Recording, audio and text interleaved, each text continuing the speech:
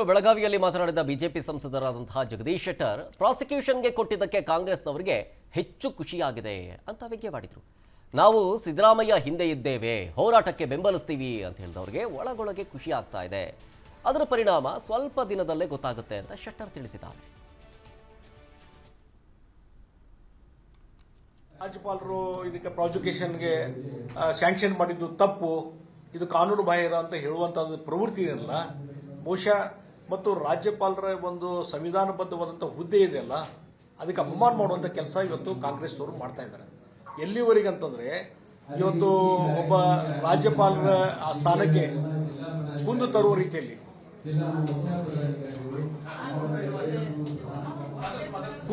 ರೀತಿಯಲ್ಲಿ ಇವತ್ತು ಕಾಂಗ್ರೆಸ್ ನಾಯಕರು ಕಾರ್ಯಕರ್ತರು ನಡ್ಕೊಂತ ರೀತಿ ನೋಡಿದ್ರೆ ಬಹುಶಃ ಇವರಿಗೆ ಕಾಂಗ್ರೆಸ್ ಅವರಿಗೆ ಸಂವಿಧಾನದ ಬಗ್ಗೆ ಗೌರವ ಕಿಮ್ಮತ್ತು ಎಳ್ಳಷ್ಟು ಇಲ್ಲ ಅಂತ ನಾನು ಹೇಳ್ಬೇಕಾಗ್ತದೆ. ಎಲ್ಲಾ ಕಡೆ ಪ್ರೊಟೆಸ್ಟ್ ಮಾಡ್ತಿದಾರಲ್ಲ, ಒಂದು ಮಾತು ಹೇಳೋದು ಜಮೀರ್ ಅಹಮದ್, ಈ ಎಲ್ಲಾ ಪ್ರತಿಭಟನೆ ಅಥವಾ ಮುಂದೆ ಆಗುವಂತ ಅನಾಹುತಕ್ಕೆ ರಾಜ್ಯಪಾಲರೇ ಹೊಣೆ ಆಗ್ತಾರೆ. ರಾಜ್ಯಪಾಲರು ಹೇಗಿಲ್ಲೂ ಹೊಣೆ ಆಗ್ತಾರೆ? ರಾಜ್ಯಪಾಲರು ಹೇಳಿದ್ರೆ ನೀವು ಹೋಗಿ ಆತರ ಕಿತ್ತಾಡಿ ಅಥವಾ ಈ ತರ ಪ್ರೊಟೆಸ್ಟ್ ಮಾಡಿ ಅಂತ ರಾಜ್ಯಪಾಲರು ಹೇಳಿದ್ರೆ ಅವ್ರ ಕರ್ತವ್ಯವನ್ನ ಮಾಡಿದ್ದಾರೆ. ಆಯ್ತು, ನೀವು ಸಿದ್ದರಾಮಯ್ಯ ಅವ್ರು ತಪ್ಪು ಮಾಡಿಲ್ಲ, ಸಿದ್ದರಾಮಯ್ಯ ನಾನೇನು ತಪ್ಪು ಮಾಡಿಲ್ಲ, ನಾನು ಜಗ್ಗಲ್ಲ, ನಾನು ಆಕ್ಟಿವ್ ಆಗಿದ್ದೀನಿ ಎಲ್ಲ ಹೇಳ್ತಾರಲ್ಲ, ಭಯ ಯಾಕೆ ಪಡ್ತಾ ಇದ್ದೀರಾ? ಭಯ ಯಾಕೆ ಪಡ್ತಾ ಇದ್ದೀರಾ? ಬಿಜೆಪಿಲಿ ಇದ್ದಾಗೂ ಕೂಡ ಆಗ ಇಂದಿನ ರಾಜ್ಯಪಾಲರು ಹಂಸರಾಜ್ ಭಾರದ್ವಾಜ್ ಅವರು ಕೂಡ ಪ್ರಾಸಿಕ್ಯೂಷನ್ಗೆ ಅನುಮತಿಯನ್ನ ಕೊಟ್ಟಿದ್ರು. Will they B responsible? ಇಲ್ಲ. ಈ ರೀತಿಯಾದಂತ ಹೇಳಿಕೆಗಳನ್ನ ಕೊಡೋದು ಎಷ್ಟು ಮಟ್ಟಕ್ಕೆ ಸರಿ? ಓಕೆ, ನೀವೇನಾದ್ರೂ ಹೋಗಿ ಅಲ್ಲಿ ಪ್ರೊಟೆಸ್ಟ್ ಮಾಡ್ತಾ ಇದ್ದೀರಾ? ಇಲ್ಲ. ಬದಲಾಗಿ ಅಮಾಯಕ ಜನರನ್ನ ಇಟ್ಕೊಂಡು ನೀವು ಪ್ರೊಟೆಸ್ಟ್ ಮಾಡ್ತಾ ಇದ್ದೀರಾ. ಬೆಂಕಿ ಹಚ್ತಾರೆ, ಏನೋ ಹೆಚ್ಚು ಕಮ್ಮಿ ಆಯ್ತು, ಏನೋ ಆಯ್ತು, ನೀವು ಆಮೇಲೆ ಚೆನ್ನಾಗೇ ಇರ್ತೀರಾ, ಸಂಜೆ ನಂತರ ನೀವೆಲ್ಲರೂ ಚೆನ್ನಾಗೇ ಇರ್ತೀರಾ. ಅಮಾಯಕ ಜನರನ್ನ ಬೀದಿಗೆ ಬಿಡ್ತಾ ಇದ್ದೀರಾ, ಕಾರ್ಯಕರ್ತರನ್ನ ಬೀದಿಗೆ ಬಿಡ್ತಾ ಇದ್ದೀರಾ.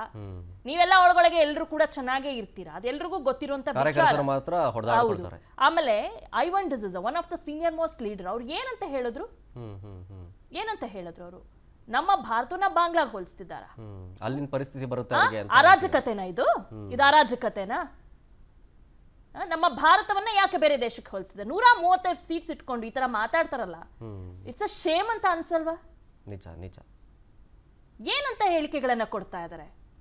ನಮ್ಮ ದೇಶವನ್ನ ನೀವು ಯಾವ್ದೋ ದೇಶಕ್ಕೆ ಯಾಕೆ ಹೋಲಿಸ್ತೀರಾ? ನಮ್ಮ ದೇಶವನ್ನ ಬಾಂಗ್ಲಾದೇಶ್ಗೆ ಯಾಕೆ ಹೋಲಿಸ್ತೀರಾ? ನಿಜ. ಅಲ್ಲಿನ ಪರಿಸ್ಥಿತಿ ಬೇರೆ, ಇಲ್ಲಿನ ಪರಿಸ್ಥಿತಿನೇ ಬೇರೆ. ಅವ್ರಿಗೆ ಬರೋದೆಲ್ಲ ಅಂತ ಥಾಟ್ಸೇ. ಆಡಳಿತದಲ್ಲಿದ್ದೀರಾ, ಅದ್ಭುತವಾದ ಸೀಟ್ಸ್ ಅನ್ನ ಗೆದ್ದು ಜನ ನಿಮ್ಗೆ ಆಯ್ಕೆ ಮಾಡಿ ಕಳಿಸಿದ್ದಾರೆ, ಆಶೀರ್ವಾದ ಮಾಡಿ ಕಳಿಸಿದ್ದಾರೆ. ನೀವು ನಮ್ಮ ದೇಶ, ನಮ್ಮ ಜನರನ್ನ ಭಾರತಕ್ಕೆ ಬಿಟ್ಟು ಎಲ್ಲ ನೀವು ಹೋಲಿಸ್ತಾ ಇದ್ದೀರಾ, ಬಾಂಗ್ಲಾದೇಶ್ಗೆ ಹೋಲಿಸ್ತಾ ಇದ್ದೀರಾ. ನಿಜ. ಬಟ್ ಈ ಇನ್ನೊಂದು ಆಂಗಲ್ ಅಲ್ಲಿ ನೋಡೋದಾದ್ರೆ ಎರಡೂ ಪಕ್ಷಗಳು ಪ್ರತಿಭಟನೆ, ಒಂದ್ ಕಡೆ ಕಾಂಗ್ರೆಸ್ ಅದಕ್ಕೆ ಕೌಂಟರ್ ಅನ್ನುವಂತೆ ಬಿಜೆಪಿ ಜೆಡಿಎಸ್ ಪ್ರತಿಭಟನೆ ಮಾಡ್ತಾ ಇದೆಯಲ್ಲ, ಇಲ್ಲಿ ಬಟ್ ಇಲ್ಲಿ ನನಗನ್ಸಿದ್ದು ಮೇಲ್ನೋಟಕ್ಕೆ ಇವರು ಪ್ರತಿಭಟನೆ ಮಾಡ್ತಾ ಇರೋದು ಈ ಪ್ರಕರಣಕ್ಕೆ ಒಂದು ತಾರ್ಕಿಕ ಅಂತ್ಯ ಸಿಗ್ಲಿ ಅನ್ನೋದು ಗೊತ್ತಾಗ್ತಾ ಇಲ್ಲ. ಅವ್ರಿಗೆ ಹೆಂಗಾದ್ರೂ ಮಾಡಿ ಸಿಎಂ ಅವ್ರನ್ನ, ಅಂದ್ರೆ ಸಿದ್ದರಾಮಯ್ಯನವ್ರನ್ನ ಸಿಎಂ ಸ್ಥಾನದಿಂದ ಕೆಳಗಿಳಿಸಬೇಕು ಅನ್ನೋ ಉದ್ದೇಶನೇ ಕಾಣಿಸ್ತಾ ಇದೆ. ನೀವು ಯಾವ ರೀತಿ ನೋಡ್ತೀರಾ ಅಂತ? ಅಫ್ಕೋರ್ಸ್ ಅದು ಇದ್ದೇ ಇರುತ್ತೆ ರಾಜಕೀಯವಾಗಿ. ಸಿಎಂ ರಾಜೀನಾಮೆಯನ್ನ ಕೊಡಬೇಕು, ನಾವು ಮತ್ತೆ ಅಧಿಕಾರಕ್ಕಿರೋದು, ಅದೆಲ್ಲ ಕಾಮನ್. ಬಟ್ ಅದ್ರ ಮುಂದೆ ಫೈಟ್ ಮಾಡ್ತಾರೆ. ಸಿಎಂ ಸಿದ್ದರಾಮಯ್ಯ ಸಾಕಷ್ಟು ಈ ರೀತಿಯಾದಂತ ಸವಾಲುಗಳನ್ನ ನೋಡಿದ್ದಾರೆ. 2013ರಲ್ಲಿ ಅವರು ಆಡಳಿತದಲ್ಲಿ ಇದ್ದಂತ ಸಂದರ್ಭದಲ್ಲೂ ಅವ್ರ ಮೇಲೆ ಅನೇಕ ಆರೋಪಗಳು ಬಂತು. ಬಟ್ ಈ ರೀತಿಯಾದಂತ ಆರೋಪಗಳು ಬಂದಿಲ್ಲ. ಅಟ್ ದ ಸೇಮ್ ಟೈಮ್ ಅವರು ಕೂಡ ಲಾಯರ್, ಅವರು ಕೂಡ ವಕೀಲರು. ಅಷ್ಟು ಸುಲಭವಾಗಿ ಅವರು ಬಗ್ಗಲ್ಲ, ಜಗ್ಗಲ್ಲ, ಕೂಗಲ್ಲ. ಇಟ್ಸ್ ಅ ನಾನ್ ಫ್ಯಾಕ್ಟ್ ಅದು. ಆದ್ರೂ ಕೂಡ ಇಟ್ಸ್ ಚಾಲೆಂಜಿಂಗ್. ಮುಂದೆ ಏನಾಗುತ್ತೆ ಅನ್ನೋದು ಅವ್ರಿಗೆ ಉತ್ತರ ಸಿಗುತ್ತೆ. ಕಾನೂನಾತ್ಮಕವಾಗಿ ಹೋರಾಟಗಳು ನಡೀತಾ ಇದೆ, ಮುಂದೆ ಗೊತ್ತಾಗುತ್ತೆ ಅವ್ರಿಗೆ. ನೋಡೋಣ ಈ ಪ್ರಕರಣ ಮತ್ತೆ ಯಾವ ಹಂತಕ್ಕೆ ಹೋಗಿ ತಲುಪುತ್ತೆ ಅಂತ ಹೇಳಿ. ಅನುಕ್ಷಣದ ಸುದ್ದಿಗಳಿಗಾಗಿ ವಿಸ್ತಾರ ನ್ಯೂಸ್ ಯೂಟ್ಯೂಬ್ ಚಾನೆಲ್ ಸಬ್ಸ್ಕ್ರೈಬ್ ಮಾಡಿ. ಹೊಸ ಸುದ್ದಿಗಳ ನೋಟಿಫಿಕೇಶನ್ಗಾಗಿ ಬೆಲ್ ಐಕಾನ್ ಕ್ಲಿಕ್ ಮಾಡಿ. ಲೇಟೆಸ್ಟ್ ಅಪ್ಡೇಟ್ಸ್ಗಾಗಿ www.vistaranews.com ವೆಬ್ಸೈಟ್ಗೆ ವಿಸಿಟ್ ಮಾಡಿ. ಅಂಗೈಯಲ್ಲೇ ಜಗತ್ತಿನ ಸುದ್ದಿ ತಿಳಿಯಲು ವಿಸ್ತಾರ ನ್ಯೂಸ್ ಕನ್ನಡ ಆಪ್ ಡೌನ್ಲೋಡ್ ಮಾಡಿ.